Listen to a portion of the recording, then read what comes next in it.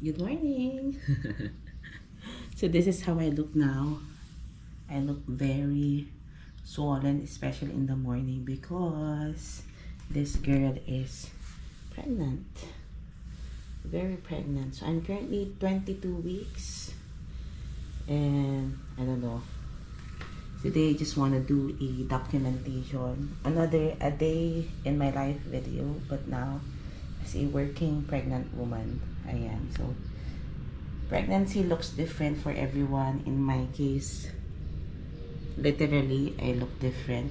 My nose became very big. Ganun talaga. All the things you have to go through just for your baby. Okay. So just the same, I didn't change any of my makeup routine. Wala naman talaga tayong makeup routine. So I still use Olay. So when you're pregnant talaga, it takes longer to prepare because you really have to be careful with your movements. Kasi biglang pumutok yung amniotic. Diba? Amniotic fluid mo. So, just putting this.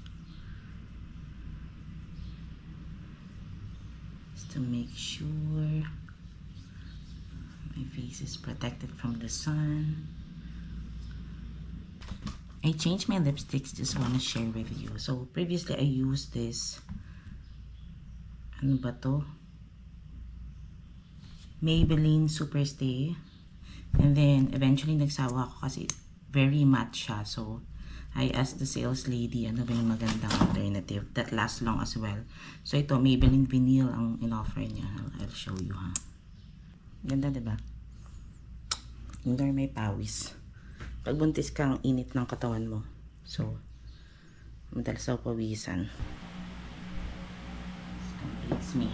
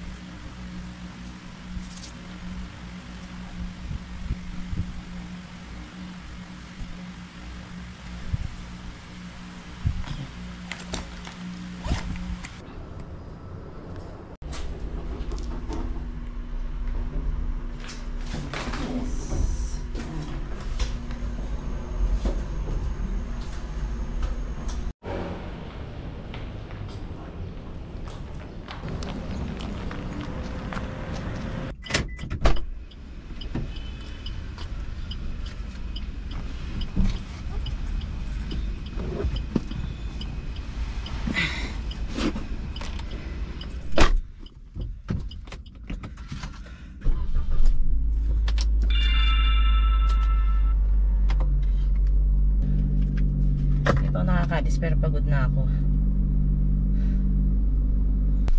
While I wait, while I relax, because this will take another 1 hour before I reach the office. So hinga lang ako ng konti.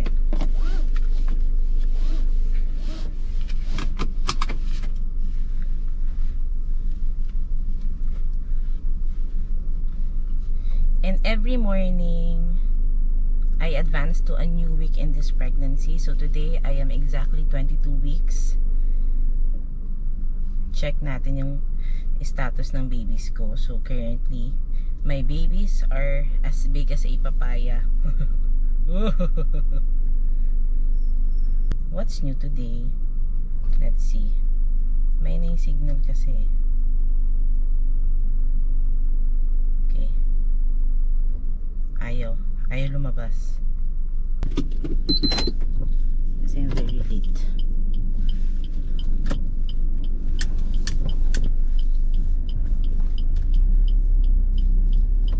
Okay.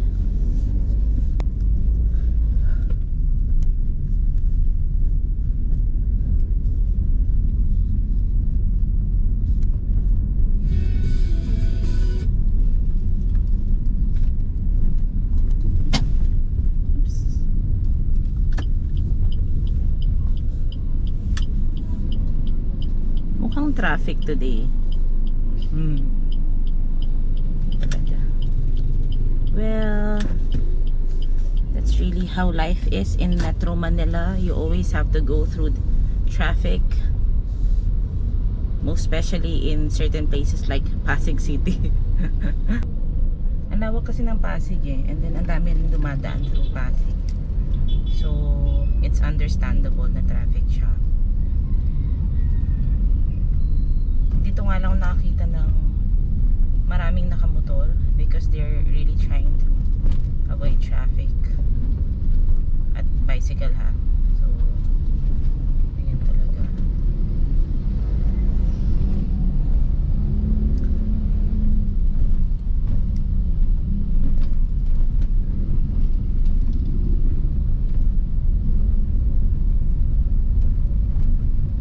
I'm one of those people that enjoys watching aesthetic, a day in the life videos, and I wanted to make the same kind of video, kaso hindi talaga aesthetic yung buhay ko.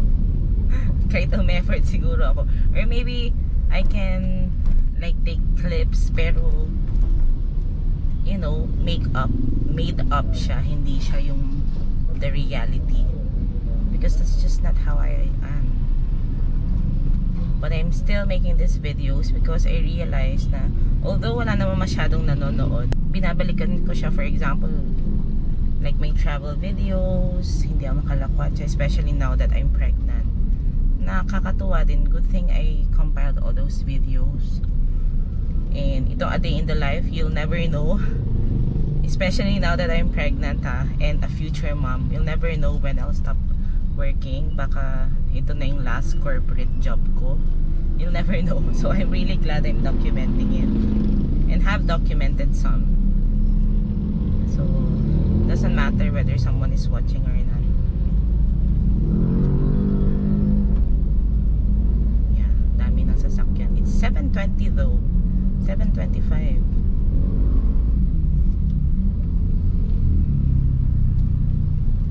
Like for example, I think the very first video that I made for a day in the life, I was a new driver then. Tapos tinitingnan ko kung gaano ako ka, you know, malikot, natingin ng tingin. Kasi ngayon it's different. Mas mabilis na ako mag-drive. Mas relax na ako ngayon. Well, it's been a year. So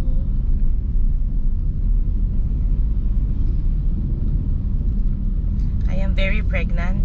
I don't only carry one baby, I carry multiple babies. So ganun din yung pakiramdam times kung gaano karami yung babies na bitbit ko. So currently I'm 22 weeks, but I feel like I'm on my 39 weeks. It's my first pregnancy, pero yung size ng tiyan ko talaga malaki na siya. So I already asked the management to work from home according to the advice of my doctor. Kaso because there's only few of us left in the company, kaya minsan napapapasok pa rin ako. And then especially if they come in from Singapore. Yeah, I work for Singaporean bosses. Minsan mahihiya ka na hindi mag-report, especially that hindi lang ako yung buntis sa office, meron din kami isang buntis, pero singleton siya, so medyo mas active siya compared sa akin. Ako, I really get exhausted.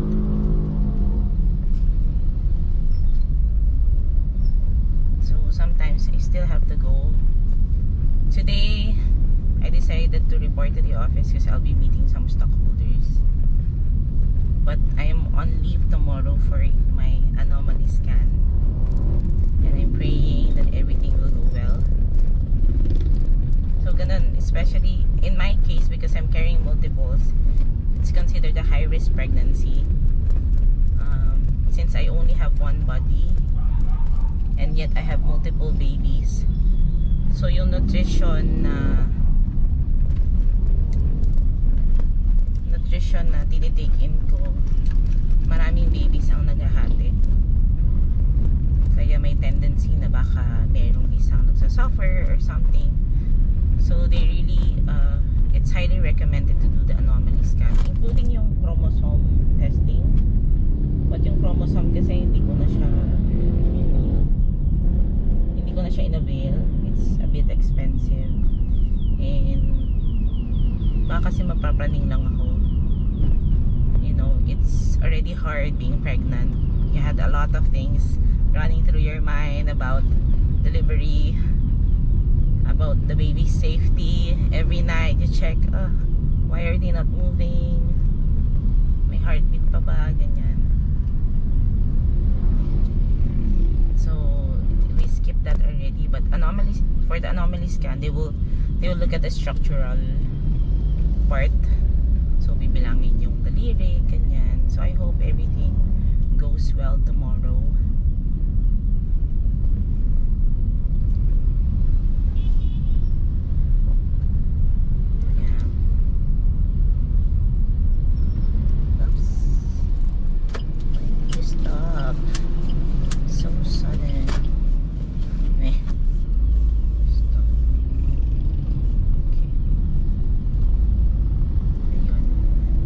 Bosses are not here, I'll try my best not to report na to the office. I'll make necessary arrangement because I get really tired, and I realize that at the end of the day, if may nangyari sa akin because I'm at work, hindi ko naman pwedeng i-blame yung company eh. Kasi you should know it. Ikaw yung may-ari ng katawan mo, ikaw yung makakaramdam if something is wrong. So dapat ikaw rin yung mag-initiate at mag-push na sorry, I can't come to work, or do the necessary sacrifice. So for example, hindi sila pumayag, or sinabi i-file as leave, or it will be an unpaid leave. Wala, ganun talaga. Tatanggapin mo na lang kasi you know, you're carrying a life, and I think that's very important above all things. Especially in our case na nahirapan kami mag-conceive, and we even sought help from the doctors and sought the help of, dami ko nang sinabi.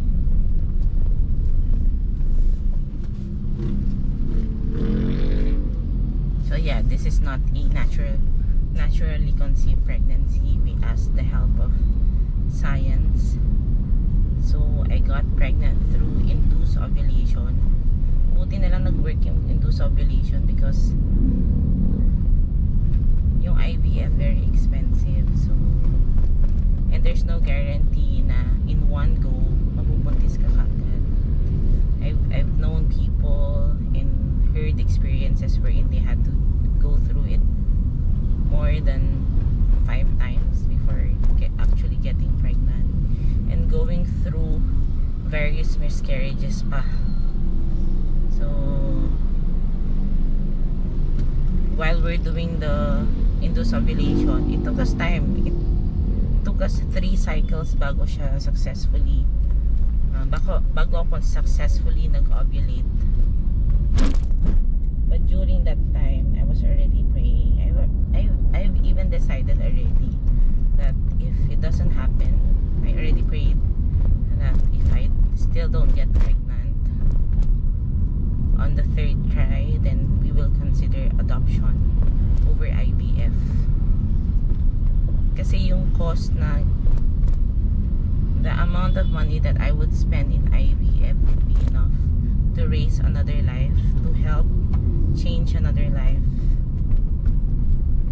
Ayun. That's what I prayed for. And then, you know, God is good. Binigay niya sa akin on our 3rd try.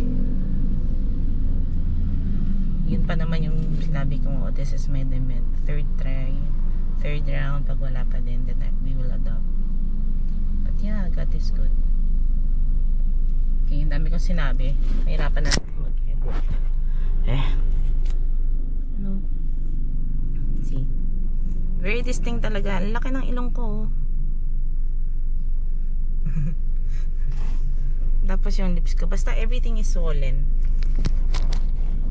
So I did read through you know, every time something happens to my body, I always do research. So yung pregnancy nose daw is because nagre-relax yung mga blood vessels in your nose as they try to pump in more blood through your body. So if you're pregnant with if you're a singleton, then so yung usual na ipapump mo for your body, dodoble yan kasi magpapump ka na rin for another baby. Eh, since in my case I'm carrying multiple, so mas marami akong pinapump. And I have proven that to be true. Kasi nasugat ako once. Grabe yung dugo. Kulang na lang, ano siya, bumisit-sit siya. So weird. Anyway, so try to be sensitive, especially if you're dealing with pregnant women. Yung, laki na ilong mo. Baka lalaki. Offensive pala yun. Ay mo, walang iya kayo. So what?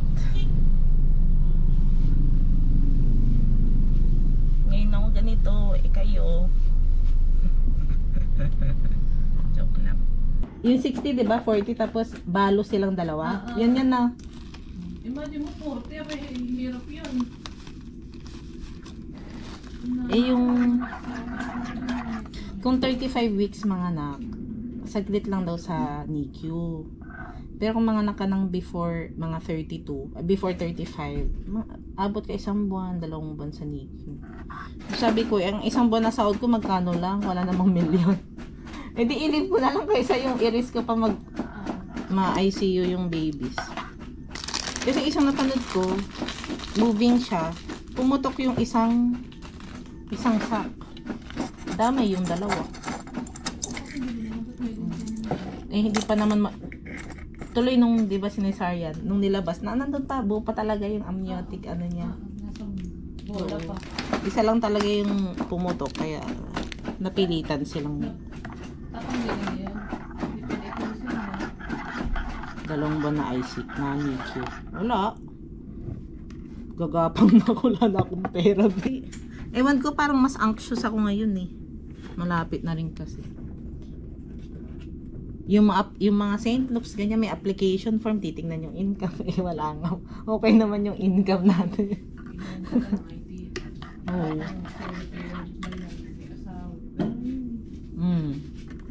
Hindi, wala na agad.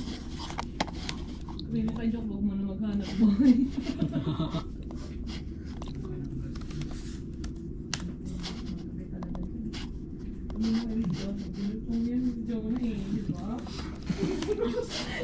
Pinakain ka naman ni Jonah.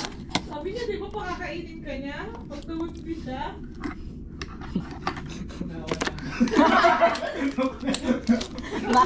Baka ako pakainin ni Jome. Mahirap. Mahirap ko na Miss Jonah. Anxious talaga ako nung weekend. Tapos, iyak-iyak ako. Sabi ko, bakit ganito? Para yung hormones. Tapos, nataon din sakto yung homily. Sabi, faith over fears. Dami niya ba sinitelo sa boy, pati mo nililimit na sinitelo niya. Mag-aaral pa ako ng Bible. Baka pati Quran, idadamay ko na.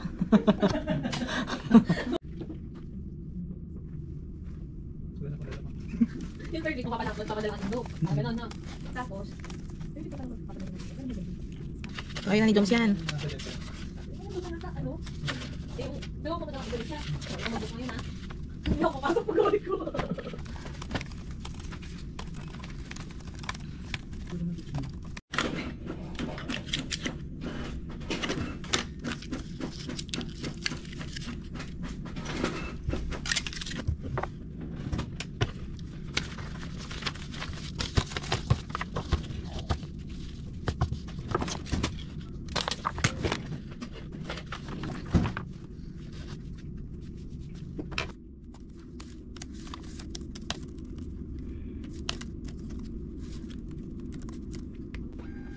Ayan, balik ka siya.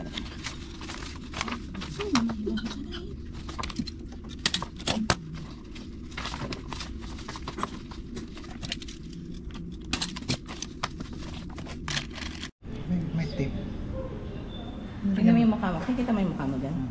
Anong meron? Wala. Yan, hindi ko nakikita. Wala.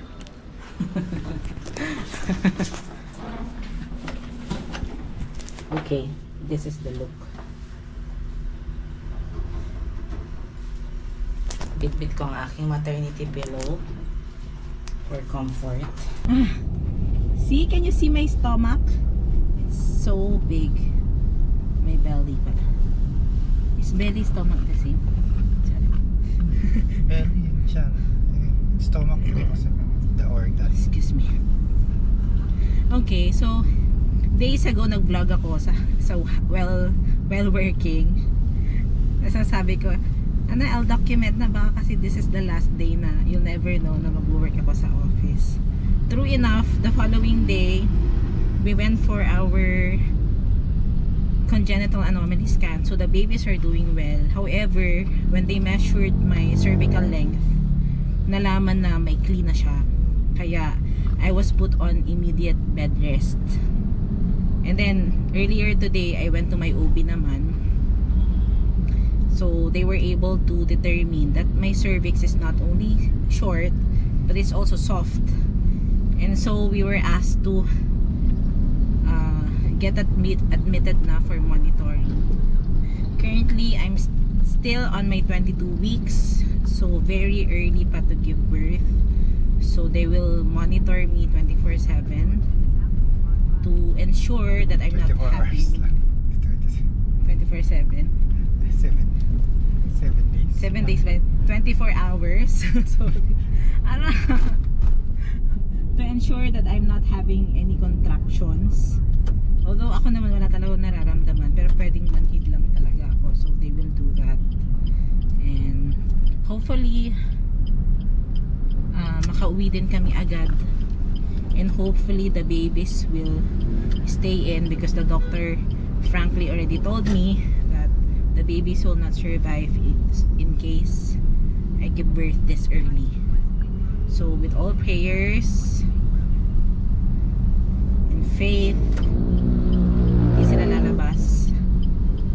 Bibehave na ako, magbe-bed rest ako. Ayun. So they're also checking kasi for some pregnancies, pag nag-shorten yung cervix early in the pregnancy, they have what they call cervical cerclage.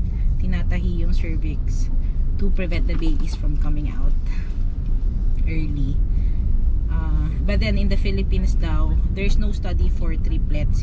It only applies to singletons.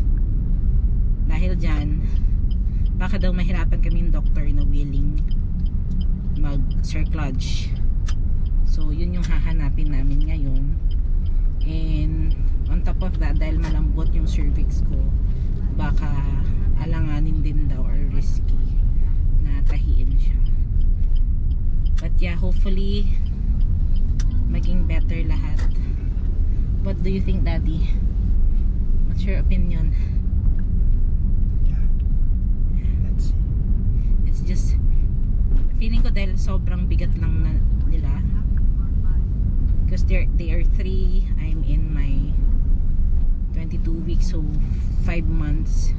So, and then yung sizes nila ay aligned din sa gestational age nila. So, you can say 5 times 3 talaga. So, 15 months na akong buntis. Oo. 9 months lang pregnancy, pero para na akong 15 months pregnant. Kaya talagang mabigat siya.